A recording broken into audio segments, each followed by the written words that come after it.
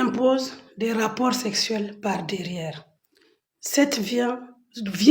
Elle a dormi chez les femmes fistuleuses parce que malheureusement, par derrière, il lui a gâté tout le derrière, il refuse de la soigner et il priorise les rapports sexuels par derrière. Et une dame est venue me voir en me disant, en fait, notre fille avait 31 ans quand elle a eu une demande en mariage. Elle paraît avoir 17 ans, mais elle avait 31 ans. Et dans le quartier, il se racontait qu'elle était vierge. Maintenant, un monsieur qui a déjà 2 épouses apprend l'histoire et puis il conteste, il dit qu'il ne croit pas. Mais nous, on n'était pas au courant. Il vient, il nous dit qu'il veut la marier. Nous, on voit qu'elle est vieille. On n'a pas cherché à connaître grand-chose. On était soulagés, madame, que quelqu'un puisse enfin la demander en mariage. Il dit qu'il va donner 200 000. Et le jour du mariage, il va compléter le reste. Nous, on était pressés, on a dit, on accepte tout. Ils ont fait le mariage, elle est partie. Au bout de 2 semaines, elle a fui pour venir chez nous.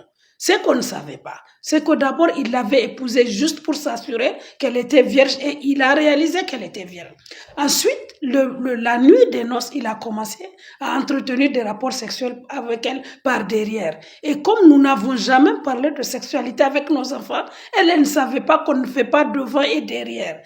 Il a tellement pris goût que finalement, il a abandonné cette autre épouse pour lui imposer des rapports sexuels 3 fois par jour. Elle a refusé, elle a fui pour venir.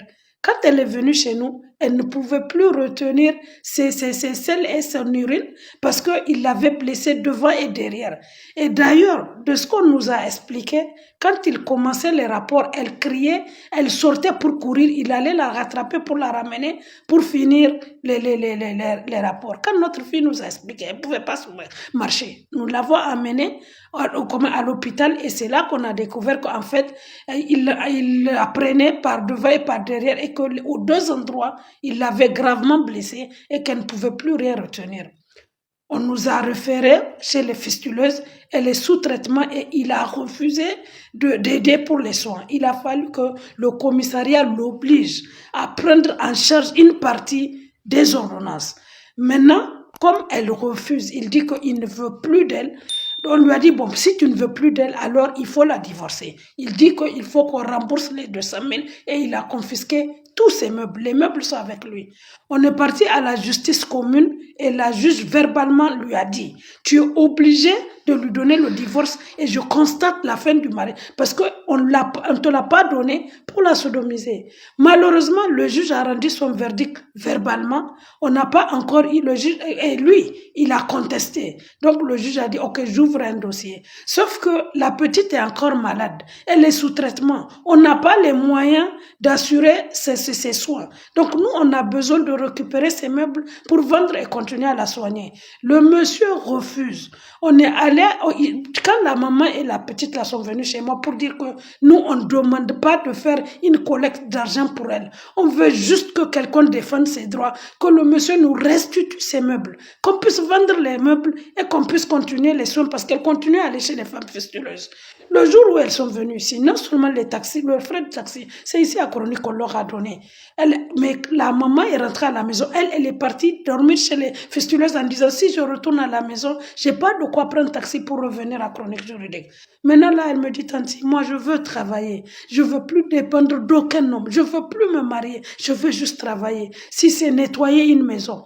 Vous savez, elle est venue à Chronique. Hier, pendant que j'écoutais les gens, elle a tout nettoyé, elle a tout balayé. Hier, j'ai dit, donc, tu ne vas pas retourner chez les femmes fistuleuses. Viens dormir à la maison, on revient monter ta chronique aujourd'hui. Wallahi, elle s'est levée à 6 heures, elle a nettoyé toute ma maison avant que je ne me lève. C'est difficilement que je l'ai tirée. Elle travaille bien. Tout ce qu'on demande, s'il y a un service privé qui cherche une femme de ménage pour nettoyer, elle dit, Tanti, tout ce qu'on me demande, tant que je ne me prostitue pas, je veux.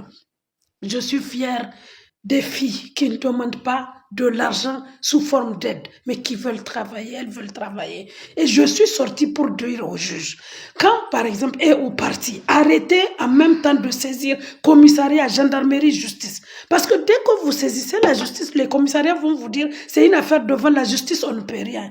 Quant à la justice, par exemple cette femme, du fait qu'elle n'a pas la décision écrite du juge, elle ne peut pas permettre comment on appelle ça, aux OPJ de contraindre le mari à lui restituer ses meubles. Quant aux familles, vous refusez de payer de parler de la sexualité avec vos enfants. Elle a 31 ans, elle dit qu'on ne lui a jamais parlé de son corps. Donc elle ne savait pas qu'il y avait une différence et où est-ce que son mari devait la chercher.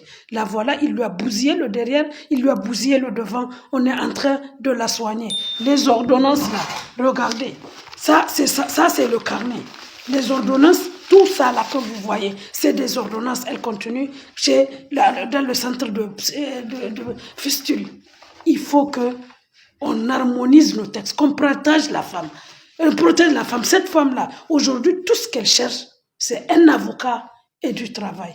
Gauche Maimoun Gazibo, je suis souffrante, vous le sentez par ma voix, mais je me suis sentie obligée de venir monter cette chronique juridique. Je vous remercie et bon week-end. Bon, la famille, j'espère que vous avez bien écouté tout ce que cette dame a dit à propos de cette jeune fille qui est à côté d'elle dans la vidéo. C'est une triste réalité. C'est quelque chose qui s'est réellement passé. C'est pas une mise en scène. C'est une vidéo que j'ai vue sur Internet qui m'a vraiment, vraiment beaucoup touché. Franchement, j'étais vraiment dépassé. Vous savez, moi, je me suis simplement dit que ça, c'est les conséquences de la pauvreté. Oui, disons la vérité. Je ne traite pas le sujet à l'envers. On casse de la vérité d'abord. Tout ça là, c'est les conséquences de la pauvreté. Pourquoi il dit ça? Supposons que c'était à une fille d'un ministre, ou bien d'un député, ou bien d'un grand commerçant que ce monsieur a fait ça. Supposons que la fille là, à qui on a fait tout ça là, c'était, voilà, c'est une fille d'un ministre, ou bien d'un député, ou bien d'un grand commerçant, d'un homme d'affaires, voilà, vraiment, voilà, imposant. Est-ce que le juge d'abord peut fonctionner comme ça dit, lui, il lance son verdict verbalement. Il ne fait pas un écrit pour dire, je te donne un délai. Faut remettre les meubles de la fille de tel jour à tel jour, sinon on t'attrape, sinon on t'arrête. Nous vivons dans un monde capitaliste où l'argent représente la clé de toutes les portes. Oui, je vous dis, on a qu'à se dire la vérité. Voilà. Si tu n'as pas l'argent, si tu parais désespéré, tu parais, c'est-à-dire si tu es pauvre, même le juge ne va pas prendre ton affaire au sérieux, même si il sait que tu as raison. Le monde est corrompu. Le monde est corrompu. Ouais, on casse de la vérité. Le monde est corrompu. Et c'est parce que ce monsieur sait qu'ils n'ont rien qui fonctionne comme si quelqu'un qui sait que toi, parent, tu es vraiment imposant, tu as vraiment les bras longs, voilà, tu t'imposes, tu es financièrement stable. Il ne peut même pas oser fonctionner comme ça avec ta fille. Il ne peut même pas oser traiter ta fille comme ça. Il sait qu'il aura affaire à toi. Dans le cas, la famille, les parents, pardonnez. Cherchons l'argent. Vous voyez, cette pauvreté là, hein, c'est vrai que ça crée comme problème pour ne pas comprendre. On passe sur ça. Vous avez écouté pour ceux qui n'ont pas compris ce qui s'est passé. C'est une fille. Bon, c'est une fille. On dit, il a déjà 31 ans. C'est une dame, je peux dire comme ça, mais elle n'a pas le corps, voilà, on peut dire que elle n'a pas le corps d'une femme qui a 31 ans. Vous voyez un peu, son corps n'est pas vite développé au fait, je peux dire comme ça. Elle a le physique d'une fille qui a 17 ans ou bien 18 ans. Vous voyez maintenant. Donc, il se racontait partout dans le village, et bon, dans le quartier que elle est vierge. Donc, un monsieur qui a entendu cela a voulu vérifier. Et comme il ne peut pas abuser de la fille directement comme ça, il ne peut pas la VIOL, il est venu directement, sachant bien que les parents n'ont rien. Il est pas quelqu'un avant de se rapprocher de toi, il va d'abord faire des recherches pour voir dans quel état se trouve sa famille. Sa famille, sa maman fait quoi? Son papa fait quoi? Est-ce qu'ils ont l'argent ou pas? Est-ce qu'ils sont imposants ou pas? Donc, je suis sûr que le monsieur a déjà fait ses recherches, il est venu vers les parents, il a dit, je vais épouser votre fille. Ils n'ont pas parlé de dot, hein. Comme les parents sont déjà désespérés de votre fille qui a déjà 31 ans, elle n'a jamais eu de demande en mariage, tout ça. Donc, le gars est venu, le monsieur est venu, il dit que non, il va donner 200 000. 200 000 d'abord, c'était pour faire quoi? Quand on veut marier une femme, là, on s'assoit, on discute, on fait connaissance, on donne la dot, et puis on fait le mariage, là. Comme les parents, ils ont déjà désespéré, ils ont accepté les choses précipitées. En tout cas, comme ça, la fille est partie. Ils ont fait le mariage avec 200 000. La fille est partie. 2 semaines après, la fille est revenue parce que le gars il a tout gâté. Gâté devant, gâté derrière. Pareil, lui, en tout cas, son objectif, c'était simplement de vérifier si la fille là est réellement vierge. Pourquoi il veut réellement vérifier? Je vous dis, le monde est méchant. Il y a beaucoup de méchantes personnes sur cette terre. Et souvent, là, le problème, c'est les rituels qu'ils font avec, hein. Voilà, dévierger une fille. C'est comme prendre de la puissance, au fait. Donc, vous qui racontez partout, ma fille est vierge, ah, je suis vierge, je suis ça. Ils vont vous faire ça, vous n'allez jamais oublier. C'est vrai, c'est une fierté. C'est un honneur d'être vierge jusqu'au mariage, tout ça, tout ça. Mais protégez-vous. Il y a des loups ravisseurs sur cette terre. Donc, le gars, il a tout gâté maintenant. La fille, elle a fui, elle est venue chez ses parents. D'abord, quand on parle de meubles, la fille, là, en voulant partir chez le monsieur, elle a amené tous ses meubles. Je ne le comprends pas. Meubles, là, c'est quoi? Ça veut dire quoi? Meubles. Toi, tu veux partir chez tes parents, tu ramènes chez ton mari, tu as fait mariage, tu es parti encore avec tes meubles, avec tout. Là-bas, voilà que le monsieur, maintenant, il a confisqué les meubles à cause du 200 000 qu'il a remis pour ton mari, ou bien pour la dot, ou bien pour la connaissance, je ne sais pas. Est-ce que quelqu'un qui est vraiment imposant, c'est vrai, c'est pas que tu dois être forcément riche avant de te défendre, hein, mais je vous parle de la réalité.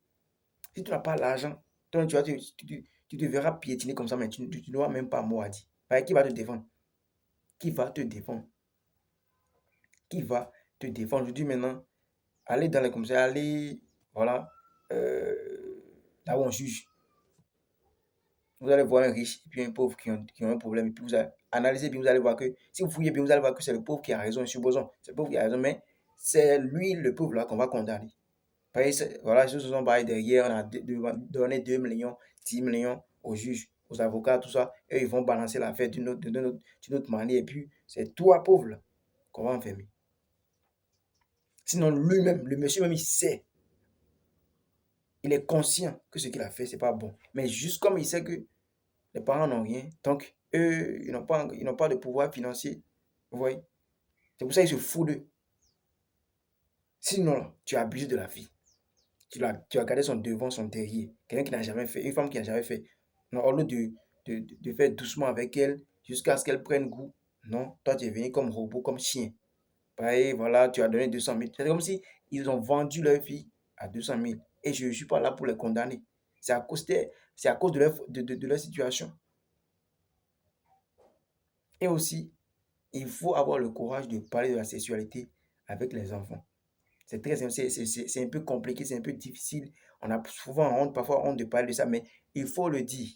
C'est la réalité qui demande ça. C'est la vie qui demande ça. Il faut dire, il faut parler, sinon ils vont gâter la vie de vos enfants. Je ne sais même plus quoi dire. Dites-moi comment est-ce que vous pensez de ça. Dites-moi comment est-ce que vous pensez de cette affaire. Mais je ne sais même pas dans quel pays. C'est sûr que c'est voilà, les pays de l'AES, non? Si ce n'est pas Niger, c'est Burkina Faso ou bien